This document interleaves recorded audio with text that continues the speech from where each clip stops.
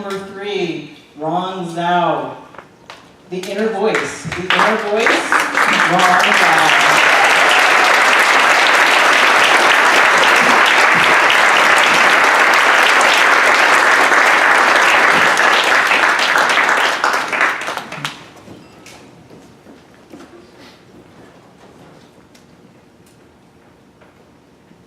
How many of you think that we should always have something new in our life? Almost all of you, right? I think new things are good, right? A new job is good. A new car is good. A new house is good. A new president would be better. I love trying new things. So last year, my friend asked me to try something new, to walk on fire with him. And I was like, are you crazy? Are you out of your mind? The last craziest thing I did was to go to a new dentist. Walking on fire? Are you kidding me? So I said yes. Because I was really drunk that night. But I was not stupid, because I knew that people did get burned by doing it. So I began to do some research online to see if there's any trick for me to walk on fire safely. And I did find a couple of tricks. 1, get drunk. 2, don't walk on fire. 3, wear shoes. I remember that night when I entered the parking lot for the fire walk with my new construction shoes. Oh my God, there's burning smell everywhere. People are crying, people are screaming. There's a big medical tent over there and a sign saying, please take off your shoes. And I was scared. At that moment, the inner voice in my head told me with 100% certainty that you're gonna die. And I was really scared, right? Because usually, my inner voice just tells me something like, your eyes are so small. Which, by the way, I think is cute.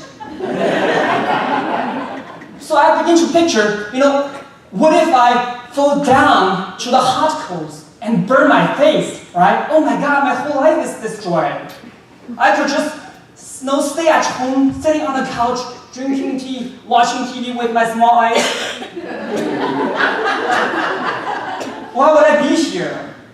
But while I was still thinking, I was already in front of the hot coals. I told myself, oh my God, I don't want to do this. I don't want to burn my face. I have a pretty face. I do have a pretty face in case you can see it. But at that moment, I touched my heart. I knew that I had to do this.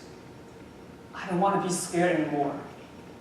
So I raised my chest, began to make my move. Oh my God, I can't believe I'm doing this. It's not that bad. I think I can do it again. I really need to find a new dentist. My tooth still hurts.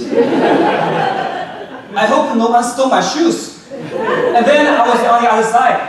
I was so excited I couldn't help but did my favorite dance. Whoop, whoop, whoop. Upa Gangnam Style. Whoop, whoop, whoop. Upa Gangnam Style. And at that moment, I realized the inner voice in my head is not true. Maybe my eyes are not so small. After that event, I had no fear. I walked down Market Street without shoes, and I didn't care anymore. There's another moment in my life when I was dealing with my inner voice. I was born on an island in China called Korea. Just kidding, I'm Chinese. Even though my favorite song is Gangnam Style. I began to learn how to swim when I was a kid. But I just couldn't do it because every time when I was in the water, this inner voice would tell me that you're gonna drown. And that's the first time I realized my inner voice also has an accent.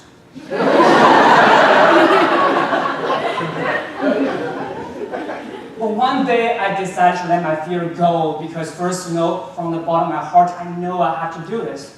And second, I learned that swimmers all have hot bodies. So I went to my dad. Dad, can you teach me how to swim? I'm ready to learn how to swim now. My dad said, okay, sure. So he gave me floaties. You know what they say? Give a man floaties, he can swim for a day. Teach a man how to swim.